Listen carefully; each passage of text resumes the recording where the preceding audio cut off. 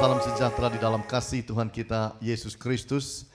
Puji Tuhan, indah sekali kita boleh memuji, menyembah Tuhan bersama-sama. Salam juga bagi Bapak Ibu semua yang lewat live streaming beribadah bersama-sama kami Happy Family Center. Tuhan Yesus juga menyertai, memberkati Bapak Ibu semuanya.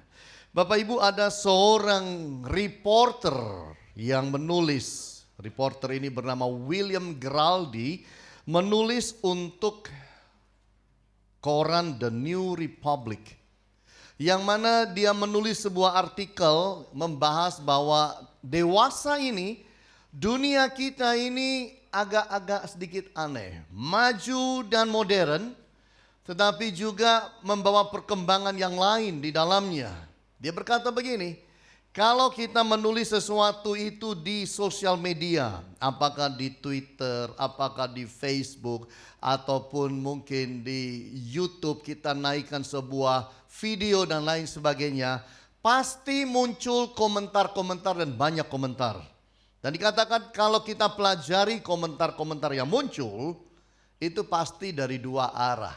Ada komentar yang positif, ada komentar negatif. Ada orang komentar kita baik, ada orang mungkin komentarnya justru tidak baik. Saya pun sudah melihat hal ini dalam pengalaman saya, melihat akan komentar-komentar di Facebook, melihat komentar-komentar yang ada di Twitter. Ketika orang juga menaikkan video-video lalu kita lihat video itu, saudara akan dapati ada dua komentar dari dua arah yang berbeda. Ada yang pro, ada yang kontra. Dan biasanya begitu banyak sekali yang kontra. Dan saya melihat itulah perkembangan zaman. Nah, William Giraldi membahas hal ini.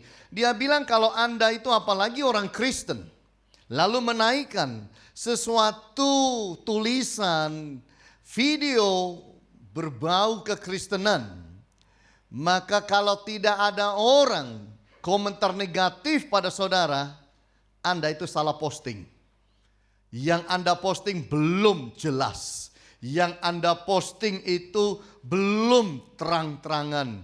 Belum benar-benar kena kepada market yang ada. Itu sebabnya dia bilang jangan heran. Zaman sekarang itu memang seperti itu. Saya baru-baru ini melihat juga bahwa orang-orang yang menaikkan foto-foto saja dan video itu banyak komentarnya.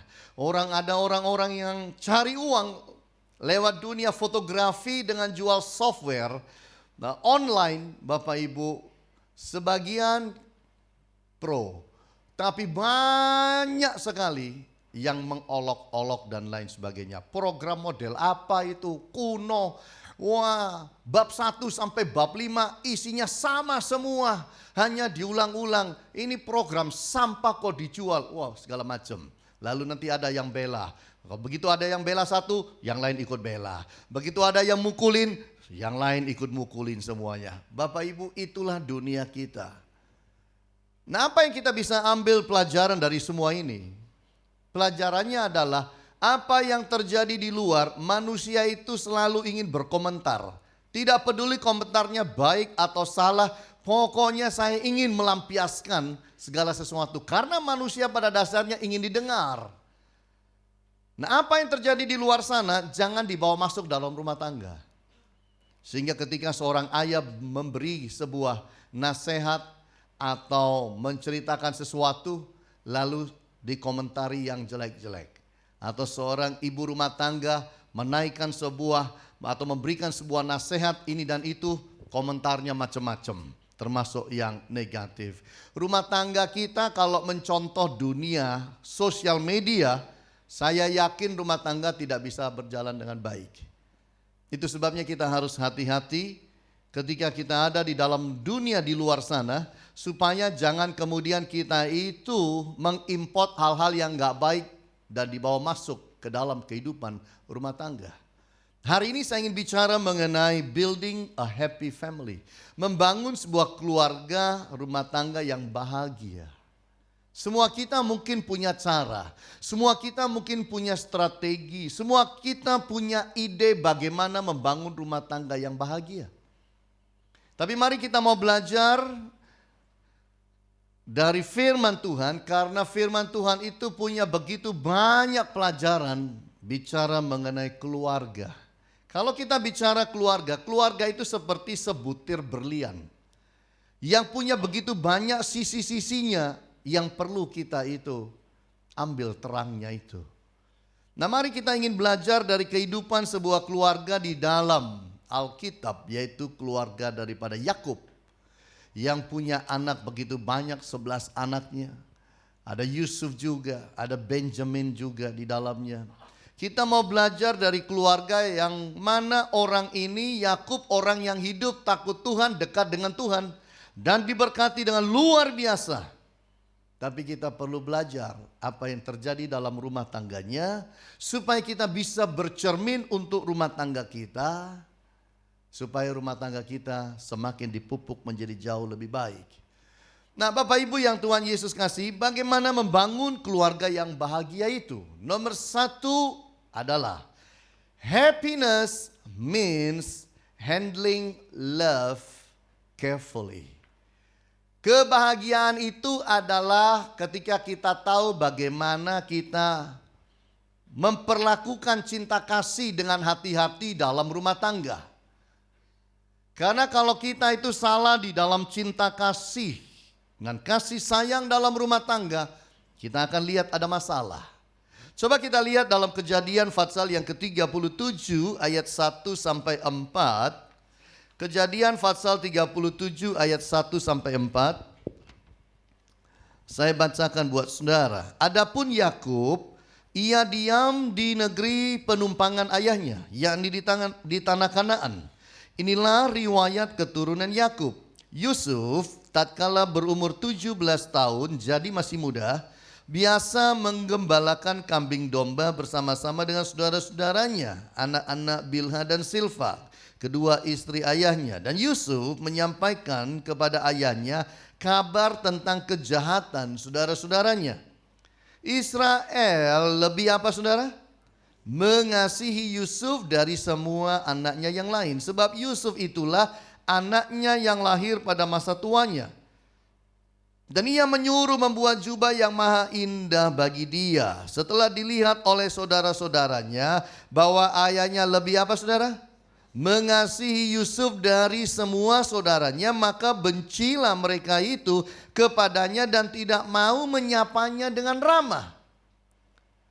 Coba saudara lihat, kenapa saudara-saudara Yusuf memperlakukan Yusuf tidak ramah? Kenapa saudara-saudaranya itu menjadi tidak suka dengan Yusuf? Apa persoalannya? Persoalannya kembali adalah masalah cinta. Masalah kasih sayang. Apa sih masalah kasih sayangnya? Masalah kasih sayang di mana kasih sayangnya tidak rata. Itu sebabnya kita harus belajar. Happiness artinya kita harus mengasihi secara sama. Love equally. Mengasihi itu, kasih sayang itu dibagi dengan baik dan benar. Jadi jangan pikir karena itu bicara kasih lalu gak ada masalah. Kasih bisa bermasalah kalau kita tidak tahu bagaimana memperlakukan kasih yang ada di dalam hati dan hidup kita, akan jadi masalah. Salah satu masalah kasih adalah ketidakadilan. Ketidakadilan di dalam kasih sayang itu akan membuat masalah. Memang kasih dan pisau, kelihatannya pisau lebih bahaya. Kasih dan pistol lebih bahaya. Tapi kalau saudara lihat, sehebat-hebatnya kasih pun kalau tidak bisa kita handle dengan baik, kasih pun jadi masalah. Apa masalahnya? Ketika kita mengasihi dengan tidak adil, terjadi yang namanya iri hati. Kenapa Koko dikasih coklat satu besar utuh, aku cuma dapat secuil? Kenapa sih, Ma? Anak mulai bisa komplain. Sekecil-kecilnya anak bisa komplain ketika dia rasakan tidak adanya yang namanya keadilan. Kebencian bisa muncul ketika diperhatikan Yusuf lebih disayang daripada anak-anak yang lain. Bukan hanya iri hati muncul, benci muncul walaupun tinggal satu rumah. Itu sebabnya orang tua harus berhati-hati. Kalau sudah benci muncul, permusuhan, rasa permusuhan, sikap permusuhan, itu akan terus mendominasi di dalam hidup ini. Satu rumah, pandangan mata tidak enak. Satu rumah, benci, dendam ada di dalam hati. Lalu kemudian bisa terjadi perpecahan. Menurut saudara rumah tangganya Yakub apa enggak pecah? Pecah. Blok-blokan. Yang ini kumpul jadi satu, benci yang ini. Yusuf dibenci oleh seluruh saudara-saudaranya. Disinilah kita lihat, kalau kasih sayang tidak rata, pasti masalah. Dan siapa yang bikin masalah? Ya Anda. Yang membagikan cinta kasih dengan tidak rata, itulah yang akan membuat masalah. Itu bisa datang dari suami, itu bisa datang dari istri. Datang dari orang tua yang saling membedakan satu yang lain. Mama kok gitu sama aku? Habis kamu pesek nak. Kalau kokomu lah mancung. Oh mama kok gitu sama aku? Nah kamu hitam nak. Cecemu loh putih gitu. Oh papa kok gitu? Kamu nak gendut kau. Iya adikmu loh langsing. Ini loh. Ketika kita lakukan akan terjadi masalah. Lalu terjadi ketidakharmonisan.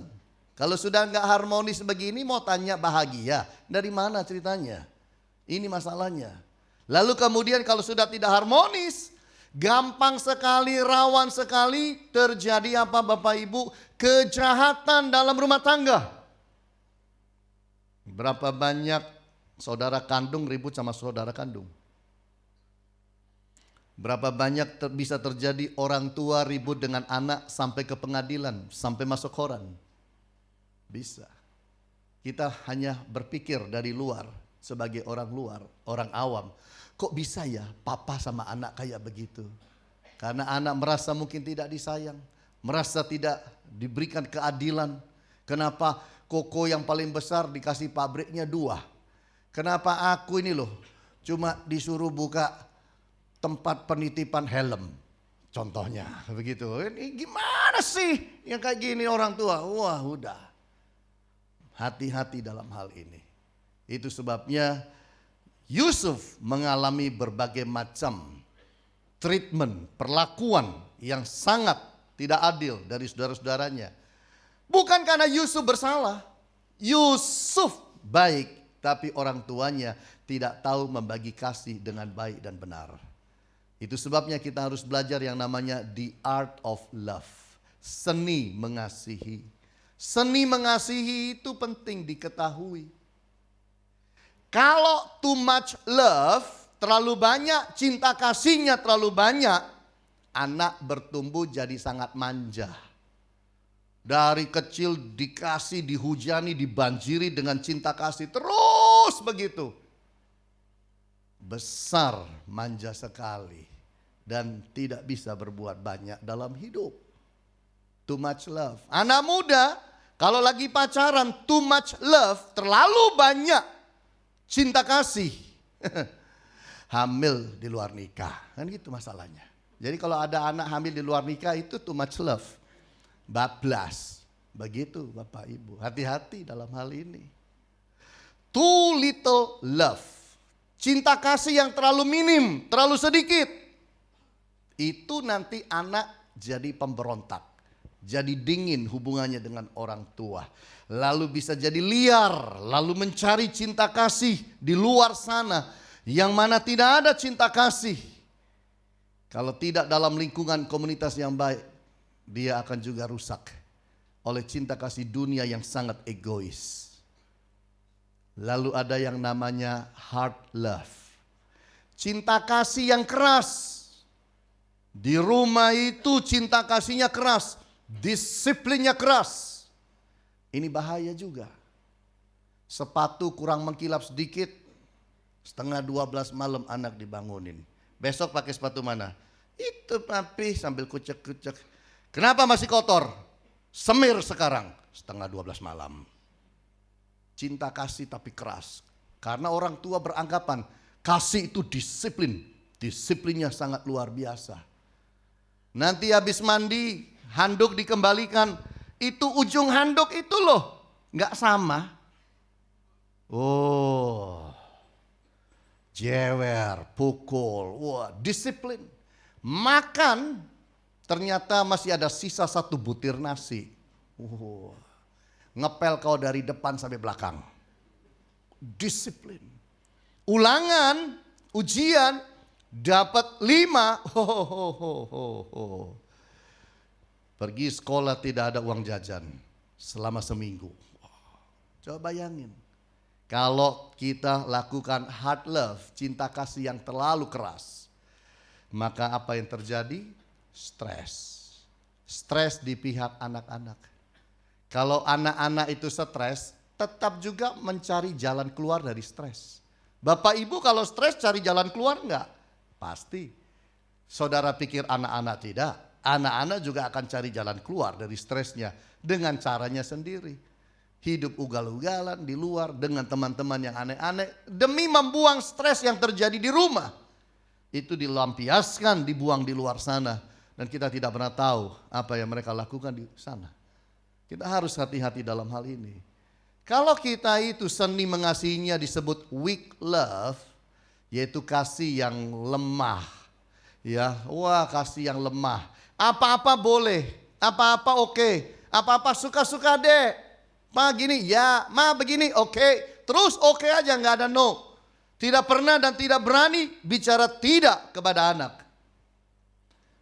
Jangan salah nanti kalau sudah besar, kepala Anda diinjak-injak. Itu aja. Jangan pernah salahkan anakmu. Karena memang kitalah yang terlalu lemah waktu kita mendidik mereka.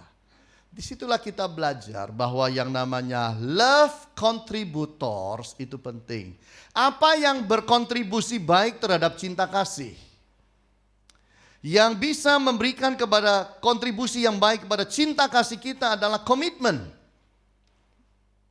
Makanya suami istri harus punya komitmen kalau mau rumah tangga itu bahagia.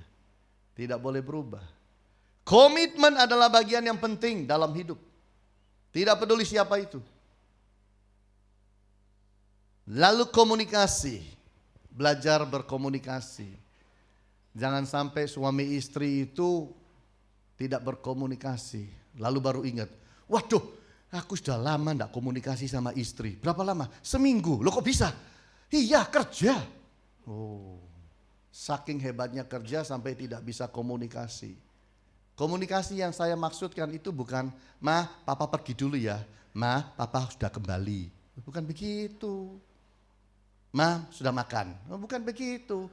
Tapi komunikasi itu artinya bicara dari hati ke hati. Maaf, boleh saya tanya? Bapak Ibu masih punya waktu enggak bicara dari hati ke hati? Bukan bicara ngobrol. Tapi bicara yang dari hati ke hati sama pasangan. Kapan yang terakhir saudara bicara dari hati ke hati kepada pasangan? Karena kita selalu bicara. Kita bicara mengenai si A, kita bicara mengenai kerjaan, kita bicara mengenai anak. Tapi suami istri, kapan saudara bicara dari hati ke hati? Ini penting. Waktu pacaran lo sering dari hati ke hati. Nih, kok kamu kayaknya susah ya? Ada apa sih? Gak ada apa-apa kok. Ayolah, kok lihat dari wajahnya ada apa-apa? Enggak lah, ayolah nih, kita belajar terbuka. Mari bicara dari hati ke hati. Lo bisa kan? Heran, sudah kawin gak digubris. Ini masalah kita. Kalau mau hidup itu bahagia, harus punya waktu. Saya tidak bilang 2 jam, 3 jam. No. Quality time di dalam berkomunikasi tidak butuh begitu banyak. Tapi yang penting kita mau mulai. Lalu berikutnya perhatian. Apakah kita masih seperhatian yang dahulu? Dulu waktu pacaran, pacarnya itu ganti kuteknya, warna kuku. Tahu. Ada yang gopel 1, tahu. Nih, kok itu kayaknya tergopel sedikit. Tergopel itu apa ya? Saya kasihan kepada teman-teman yang ada di live streaming ya. Artinya itu pewarna kukunya itu terkelupas sedikit. That's tergupil. Ya. Nah, tahu setelah kawin, istrinya itu loh, dari rambut panjang potong pendek, enggak tahu. Papa, mama berubah enggak? Enggak ya rasanya. Lewat lagi. Pak, mama berubah enggak? Enggak, itu sama tak lihat-lihat tambah tua tok. Wah, repot gini nih saudara. Istrinya itu habisin waktu 4 jam ke salon, potongin rambut yang panjang jadi pendek yang bagus. Suami terlalu sibuk memberikan perhatian. Begitu. Sampai ada yang sampai kaget waktu makan pagi. Makan pagi dengan istri, kemudian keluar seseorang dari kamar yang lain. Suaminya tanya, "Loh mah, siapa ini mah?" "Anak mundul." Oh, terlalu kasar, anak mundul. Your head. Ya, kadang-kadang bisa begitu. Kita tidak bisa memberi perhatian dengan baik. Mari kita berubah. Kalau mau kita bahagia. Pengampunan. Kalau bicara cinta kasih harus ada pengampunan. Siapa di dalam dunia tidak berbuat salah? Dan manusia paling gampang berbuat salah itu sebenarnya bukan di kantor Bapak Ibu. Manusia paling gampang buat salah itu di rumah. Salah ngomong, salah sikap, salah taruh barang, lupa ini, lupa itu, janji belum ditepati dan lain sebagainya. Oh maaf, banyaknya itu yang kayak begitu tuh dalam rumah tangga. Makanya dibutuhkan pengampunan. Lalu kebersamaan. Kita harus memiliki waktu kebersamaan. Ini waktu libur anak-anak Bapak Ibu, pakai kebersamaan dengan keluarga. Do something. Apa yang menyenangkan, jalani bersama, holiday bersama. Belajar pula bahwa yang namanya kerohanian itu penting. Karena kerohanianlah itu yang mengajar kita bagaimana kita mengasihi. Bapak Ibu, kita pergi universitas, tidak ada universitas jurusan happy family. Tidak ada. Jurusannya accounting, engineering, arsitek, kedokteran, lawyer, hukum, dan lain-lain. Tapi nggak ada orang sekolah. Kamu mau sekolah apa? Kayaknya mau ngambil jurusan keluarga bahagia. Mana ada itu? Itu sebabnya kita belajar itu dari firman. Nah Bapak Ibu yang Tuhan Yesus kasihi, saya membaca kisah yang mengatakan, ini yang bicara adalah seorang profesor komunikasi namanya Profesor Joseph Turow. Yang mengatakan bahwa kita sekarang ini apa saja yang kita lakukan di dunia internet itu diintip orang. Kita bisa diintip orang, kita bisa dipoke, diceblek orang, ceblek lagi apa ya? Cawil. Oh. Ya, kan kalau di tap gitu loh ya. Nah, itu kalau di internet kan bahasa Inggrisnya di poke. Dan kita bisa di tag orang. Nah, kalau saudara itu, dikatakan begini, bisnis yang paling bertumbuh zaman sekarang. Bisnis online yang paling bertumbuh pesat saat ini adalah bisnis memata-matai. Jadi apa yang saudara kerjakan di internet, masuk ke website apa saja, itu ada perusahaan-perusahaan yang bisa deteksi. Saudara masuk kemana? Orang ini kok sukanya baju aja, yang dilihati baju aja. Keliling online penjual baju. Wah, toko-toko yang jual baju. Itu kerekam, jejak saudara kerekam. Lalu itu disimpan semua. Lalu kalau sudah banyak, itu dijual ke perusahaan baju. Saya punya 300.000 pengguna internet yang paling suka lihat baju-baju. Mau beli berapa? Ini dijual. Ada orang yang suka lihat mobil. Mobil terus dilihat. Itu direkam. Mereka mampu untuk mendeteksi semua itu. Sehingga kalau sudah dapat kira-kira 100.000, 200.000, 500.000 orang atau berapapun dijual. Makanya saudara yang suka lihat mobil, tidak berapa lama nanti muncul iklan mobil. Nanti link-link mobil itu muncul keluar semua. Contohnya saya suka dengan fotografi, hobi aja sih. Wah itu muncul, link fotografi muncul terus. Karena saya bukain yang fotografi. Hati-hati yang main pornografi. Iya. Saudara masuk satu website porno, itu saudara kerekam. Sebentar lagi itu 100 perusahaan kirim macam-macam ke dalam komputer saudara. Itu masalahnya. Dan ini perusahaan, dikatakan perusahaan-perusahaan yang kayak begini itu maju pesat. Karena orang itu membeli langsung market yang tepat. Tepat sekali. Orang yang suka mancing, wah itu peralatan mancing itu dimasukin semua, jualan dari seluruh dunia. Ya, tetapi masalahnya begini, di internet itu terjadi social discrimination. Jadi ada satu diskriminasi sosial, di mana dibagi dua. Manusia itu dibagi dua, satu dikatakan target, satu dikatakan sampah. Jadi kalau dilihat-lihat ternyata saudara itu tidak qualified, tidak masuk kategori target yang baik untuk dijuali macam-macam. Saudara akan dipindahkan masuk di dalam kategori sampah, artinya orang-orang yang tidak usah dipikirin. Begitu. Tapi itu sudah terjadi di mana-mana. Kalau saudara itu telepon ke bank, berapa banyak kita yang nelpon bank mau bicara dengan operator susahnya luar biasa. Susah. Apalagi urusan kredit card. Ya kan susah. Saya pernah telepon dari Israel karena kredit card saya hilang. Telepon ke Indonesia.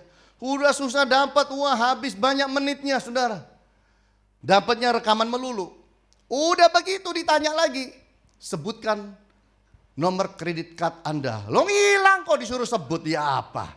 Gimana kita tahu? Masukkan, wah tapi kalau saudara itu menjadi nasabah VIP, telepon baru bunyi 2 kali, langsung diangkat saudara. Dan perusahaan-perusahaan besar itu punya teknologi. Ada 10 penelpon yang sedang antri satu operator. Operatornya banyak, penuh semua, berarti ngantri. Lalu begitu satu operator itu selesai bicara, ada 10. Bukan yang pertama yang akan masuk dan dilayani. Tiba-tiba telepon saudara masuk yang ke-11. Tapi karena saudara nasabah yang terbaik, salah satu nasabah premium, itu yang namanya sistem bisa membuat saudara itu melewati 10 orang. Saudara masuk duluan dan dijawab duluan. Di Amerika sudah ada itu. Itu namanya social discrimination, pembagian. Kita aja dibagi-bagi sama bank kok. Ada yang dapat kartu silver, ya kan? Ada yang dapat kartu belum silver, blue, ya kan? Kalau penerbangan, ada yang dapat gold, nanti ada yang dapat platinum, ada yang dapat lebih lagi dan sebagainya. Sudah terjadi pembagian itu. Maksud saya begini loh, jangan kita bawa diskriminasi masuk dalam rumah tangga. Itu akan bikin masalah. Karena kita membedakan setiap anak-anak kita yang di dalamnya, itu akan jadi masalah. Jangan kita itu belajar dari social discrimination di luar, lalu kita copy paste di dalam rumah tangga kita. Jangan lakukan itu. Tapi belajar mengasihi anak-anak kita, anggota keluarga kita dengan sebaik-baiknya. Itu yang penting. Jadi happiness itu adalah mengasihi sama rata, mengasihi dengan baik dan adil. Yang kedua, happiness means appreciate each potential. Appreciate each potential. Kebahagiaan itu adalah menghargai setiap potensi yang ada di dalam kehidupan kita, di dalam kehidupan anggota keluarga kita. Itu yang benar. Kalau saudara baca di dalam Kejadian 37 ayat 5 sampai 11. Pada suatu kali bermimpilah Yusuf, lalu mimpinya itu diceritakannya kepada saudara-saudaranya. Sebab itulah mereka lebih benci lagi kepadanya. Karena katanya kepada mereka, coba dengarkan mimpi yang kumimpikan ini. Tampak kita sedang di ladang mengikat berkas-berkas gandum. Lalu bangkitlah berkasku dan tegak berdiri. Kemudian datanglah berkas-berkas kamu sekalian mengelilingi dan sujud menyembah kepada berkasku itu. Lalu saudara-saudaranya berkata kepadanya, apakah engkau ingin menjadi raja atas kami? Apakah engkau ingin berkuasa atas kami? Jadi makin bencilah mereka kepadanya karena mimpinya dan karena perkataannya itu. Lalu ia memimpikan pula mimpi yang lain, yang diceritakannya kepada saudara-saudaranya. Katanya, aku bermimpi pula, tampak matahari, bulan dan 11 bintang sujud menyembah kepadaku. Setelah hal itu diceritakannya kepada ayah dan saudara-saudaranya, maka ia apa? Ditegur oleh ayahnya. Mimpi apa mimpimu itu? Masakan aku dan ibumu serta saudara-saudaramu sujud menyembah kepadamu sampai ke tanah? Maka iri hatilah saudara-saudaranya kepadanya. Tetapi ayahnya menyimpan hal itu dalam hatinya. Apa yang kita baca di sini? Yaitu bahwa Yusuf telah dikasih potensi sebagai seorang pemimpin walaupun dia masih remaja. Tetapi orang tuanya dan saudara-saudaranya tidak ada yang tahu. Tidak ada yang bisa memahami ini. Diceritakan mimpi itu kepada mereka sebagai sesuatu yang Tuhan taruh di dalam hati, menggairahkan dia. Itulah passion dan visi bahwa aku akan menjadi seperti itu, pemimpin yang betul-betul luar biasa. Sampai keluargaku pun menghargai, menghormati aku. Ayahnya tegur dia. Mimpi apa mimpimu itu? Disitulah kita belajar melihat bahwa ini seringkali terjadi dalam kehidupan kita berkeluarga. Bahwa kadang-kadang kita tidak bisa memahami. Muncul potensi-potensi yang kecil atau potensi besar dalam kehidupan anak-anak kita yang masih kecil. Dan kita tepis itu semuanya. Kita harus belajar sikap memotivasi setiap potensi yang ada di dalam keluarga kita, itu sangat penting. Jadi belajar menjadi orang yang bisa memotivasi. Mama, besok aku mau jadi pengusaha hebat, Ma. Wah, dimotivasi.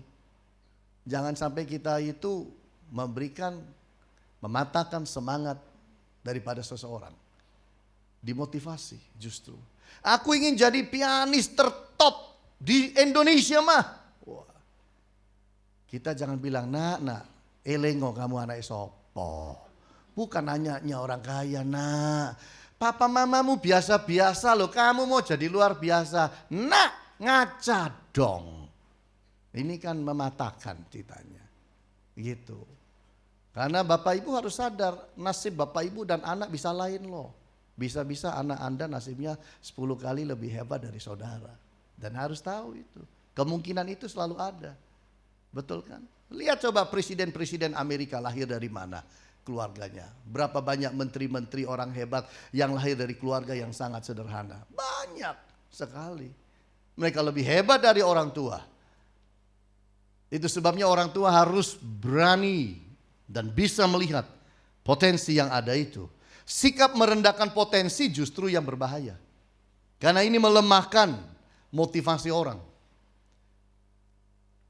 Ya udah, kalau mama aja nggak percaya aku bisa jadi pemain piano yang terbaik, mama aja nggak percaya apalagi orang lain. Ya udahlah, nggak main dia piano, keluar dia main layang-layang.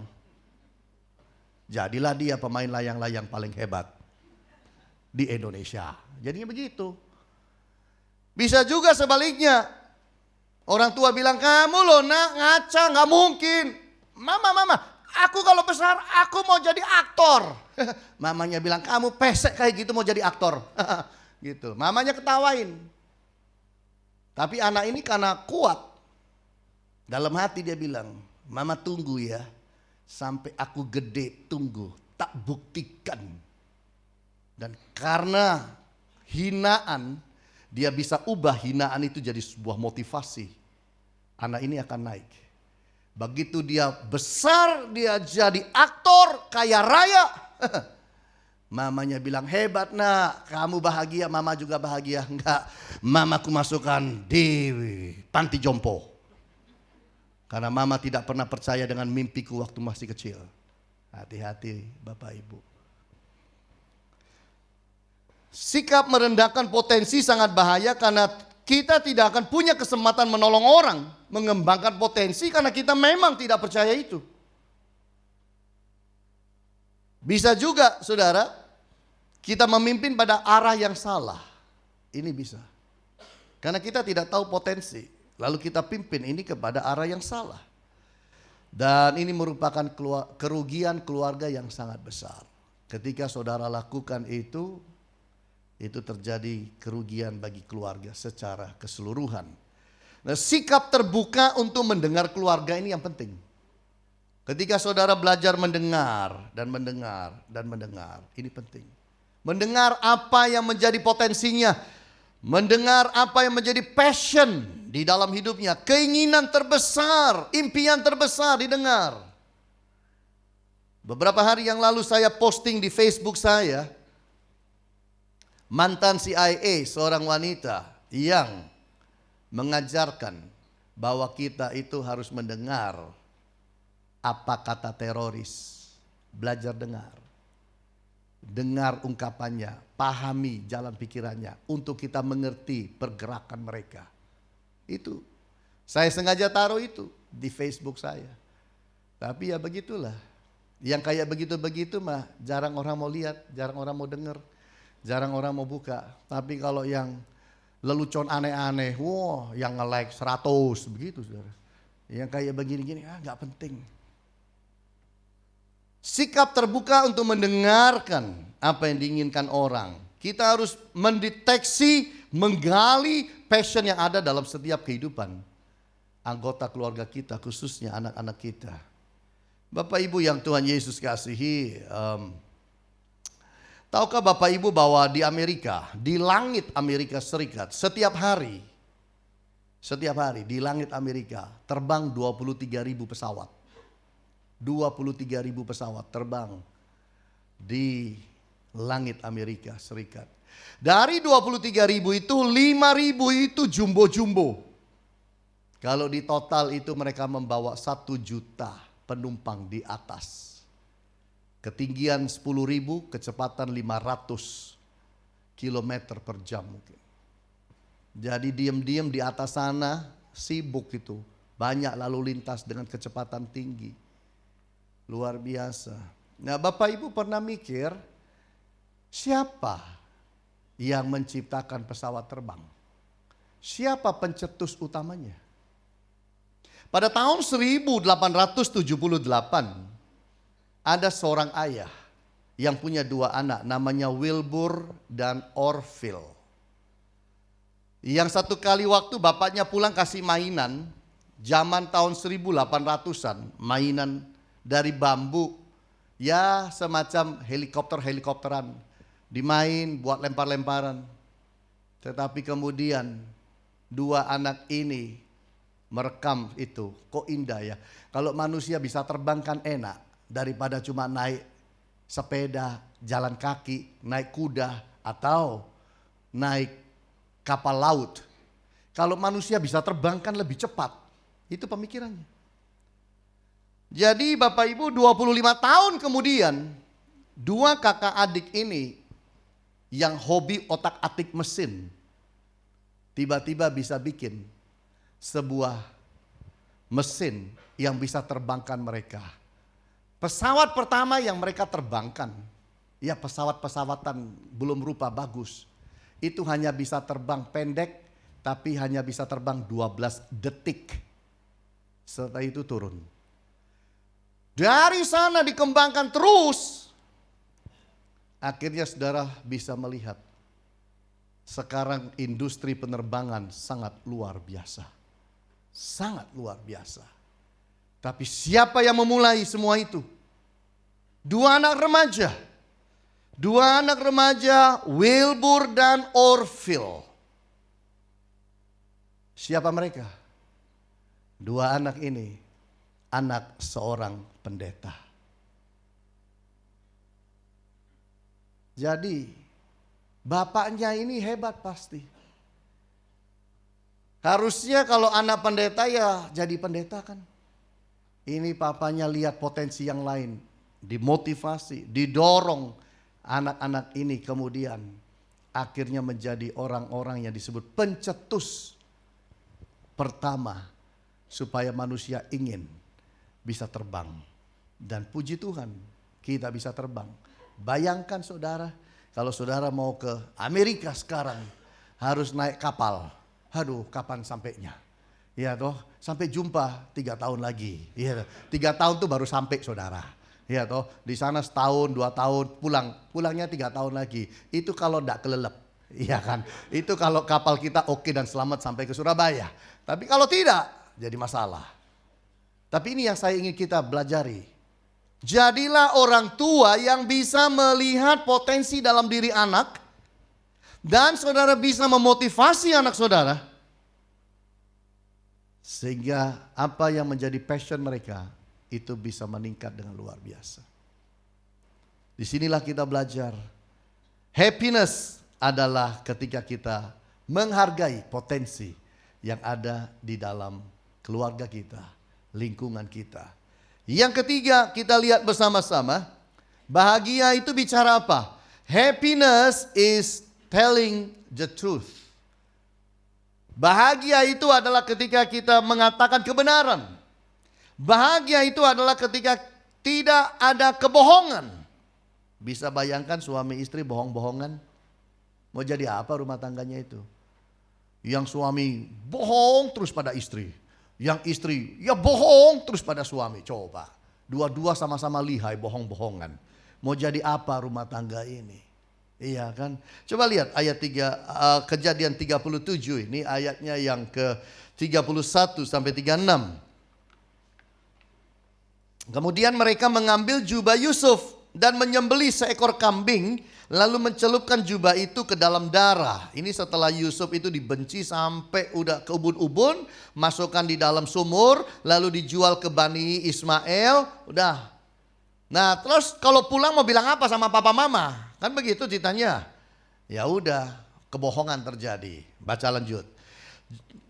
Mencelupkan jubah itu ke dalam darahnya. Jubah maha indah itu mereka suruh antarkan kepada ayah mereka dengan pesan, ini kami dapati, silakan bapak periksa.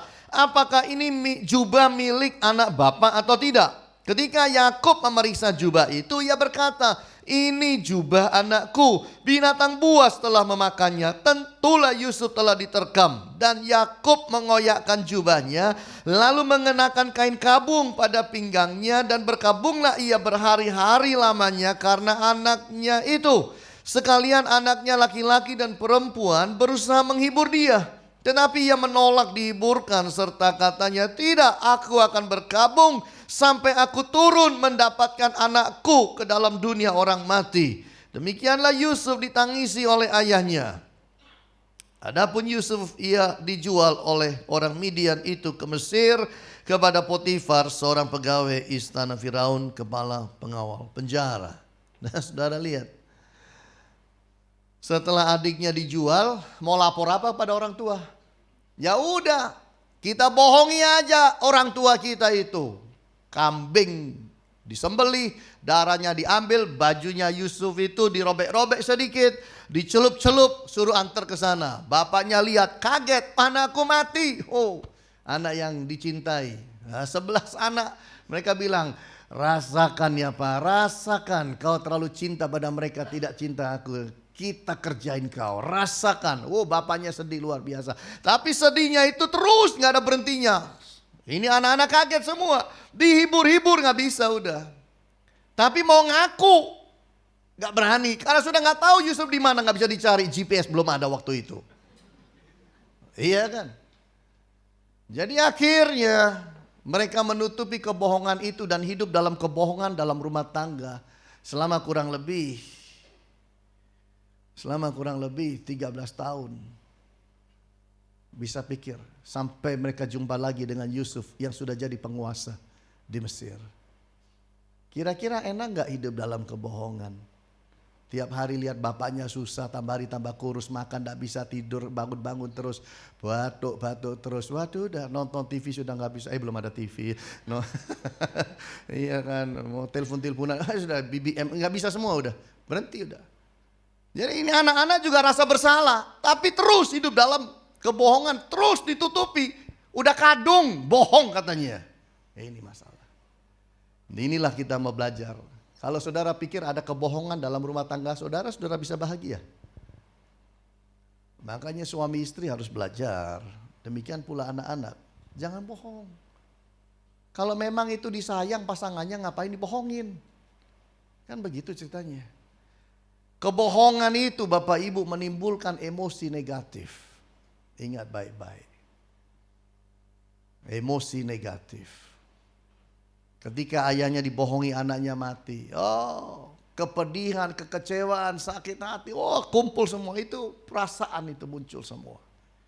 Emosi negatifnya keluar semuanya. Kebohongan itu kalau sampai ketahuan. Coba kalau saudara bohong, pasangan saudara tahu. Enggak negatif itu situasinya. Negatif. Sangat negatif. Hati-hati. Kebohongan itu merenggangkan relationship. Ini yang terjadi. Kebohongan itu merenggangkan relationship. Hubungan jadi renggang. Saudara bohong sama teman saudara. Ketahuan. Coba lagi deketin. Bisa deket kayak dahulu? Setelah dibohongin gak bisa-habisan? Gak bisa. Itu saya bilang. Hidup itu jangan bohong. Bohong itu ada risiko. Bohong ada risikonya. Merisikokan sebuah relationship. Kebohongan itu menghancurkan kepercayaan. Begitu saudara bohong pada seseorang, saudara pikir nanti kalau ketemu orang itu tetap percaya? Sorry, gak ada itu. Suami bohong pada istri ketahuan, kira-kira istrinya akan tetap percaya? Agak sulit. Tingkat kepercayaan itu ngedrop saudara. Dari 100% ngedrop. Ngedrop jadi berapa Pak? 80. Tergantung situasi. Bisa ngedrop itu sampai minus 1000. Jadi dari 100 plus 100 bukan jadi 0. Tapi bisa minus 1000. Dari minus 1000 jadi kembali normal saja. Butuh waktu tahunan. Butuh pembuktian yang sangat luar biasa. So, don't lie to your spouse. Jangan bohong pada pasanganmu. Udah. Cerita apa adanya. Apalagi yang gampang-gampang lupa. Hari ini bohong, besok sudah lupa cerita bohongnya. Loh kemarin aku bilang apa sih Ma? Loh iya tah. Loh iya gitu Ma. Waduh. Ya. Jangan. Istri juga bisa bohong sama suami. Sama aja. Sama-sama pinter kok. Iya, jangan-jangan istri-istri lebih pinter. Maaf loh Bu, saya nggak tahu juga sih. Ibu Agnes nggak suka bohong masalahnya. Kebohongan jadi menghancurkan kepercayaan. Bapak Ibu, di Jepang itu ada seorang penyanyi top, namanya adalah Mamoru Samurai Gochi. Terkenal, saya pernah cerita ini, terkenal, nyanyinya terkenal, hebat. Di interview di televisi nasional, oh top. Bahkan dia itu waktu dia tuli, dia bisa bikin lagu hebat-hebat. Lalu kemudian setelah 18 tahun, 20 tahun, terbukalah kasusnya. Ternyata ada seorang penulis lagu bayangan yang namanya adalah Takashi Nigaki. Takashi Nigaki bilang sama si ini Mamoru Samurai Gochi, aku gak tahan bohongin, yang bikin lagu aku, kamu ngaku-ngaku kamu yang bikin. Karena di televisi dia bilang, ketika aku itu tuli, semakin aku bisa bikin lagu yang enak. Karena aku belajar mendengarkan suara jiwaku. Gitu. Wah, jadi ngetop lagunya. Dia bayar Takashi Nigaki ini kira-kira 1 miliar. Selama kurun waktu 18 tahun. Tapi Takashi itu kemudian berubah hati. Aku gak bisa bohongin masyarakat kayak begini terus-terusan. Jadi dia bilang, ngaku aja kau. Kalau enggak gimana ini? Si artis bilang, kalau kamu ngaku, aku bunuh diri. Dia bilang, harus. Akhirnya mereka ngaku bahwa yang bikin lagu-lagu itu adalah Takashi Nigaki, bukan dia. Ngaku dia. Minta maaf dia kepada publik. Dan dia bilang, juga saya mau ngaku, sebenarnya saya nggak tuli kok. Pura-pura tuli aja. Supaya tambah terkenal katanya. Ngaku. Ngaku semua. Dan kepercayaan masyarakat turun. Makanya jangan bohonglah Bapak Ibu. Ya, jangan bohong. Jangan hidup dengan dusta. Belajar membangun rumah tangga yang bahagia, yang positif. Tanpa dusta. Nggak perlu. Itu. Ini yang kita harus jalankan di dalam hidup kita. Kalau kita mau bahagia. Yang pertama adalah apa saudara? Belajar untuk handling love carefully. Belajar untuk bisa mengatur cinta kasih kita itu baik, benar, adil. Yang kedua adalah kita harus belajar appreciate semua potensi. Hargai semua potensi yang ada dalam tiap anggota keluarga kita.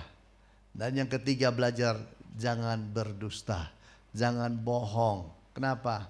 Pasti ketahuan. Allah itu pembela orang benar, bukan pembela sang pembohong. Pasti Tuhan juga akan menguak orang-orang yang bohong di dalam hidup ini. Kalau kita mau bahagia, mari kita coba lakukan ini. Saya yakin dan percaya ketika kita lakukan firman, Tuhan akan menyertai dan memberkati rumah tangga kita bahagia. Tuhan Yesus berkati. Amin.